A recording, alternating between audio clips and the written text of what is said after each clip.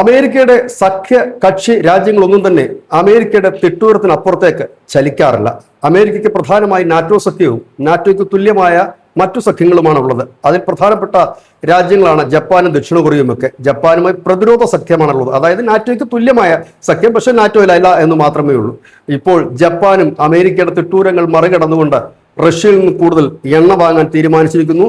റഷ്യയിൽ നിന്ന് വാങ്ങിയ എണ്ണയുടെ കപ്പലുകൾ ജപ്പാന്റെ തുറമുഖത്തേക്ക് അടുക്കുന്നു എന്നുള്ള വാർത്തയാണ്. 2022 ഉക്രൈനുമായിട്ട് റഷ്യ യുദ്ധം ആരംഭിച്ചപ്പോൾ അമേരിക്കയുടെ ഉത്തരവിന് അനുസരിച്ചിട്ടാണ് ജപ്പാൻ റഷ്യയുമായിട്ടുള്ള എല്ലാ ഇടപാടുകളും നിർത്തിവെച്ചത്. പക്ഷേ ഇപ്പോൾ ഈ മിഡിൽ ഈസ്റ്റിൽ ഹോർമുസിലൊക്കെ ഉണ്ടായിട്ടുള്ള ഒരു വലിയ സംഘർഷാവസ്ഥ കണക്കിലെടുക്കുമ്പോൾ 90% എണ്ണയും മിഡിൽ ഈസ്റ്റിൽ നിന്ന് മാത്രം ഇറക്കുമതി ചെയ്യുന്ന ജപ്പാന് ഇനി പിടിച്ചു നിൽക്കാൻ കഴിയില്ല.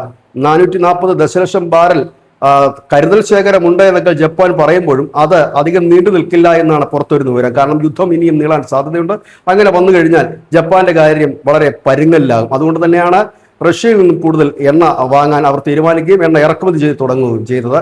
അമേരിക്ക ഇതിനെക്കുറിച്ച് ഒന്നും തന്നെ സംസാരിച്ചിട്ടില്ല എന്നതും ശ്രദ്ധേയമാണ്.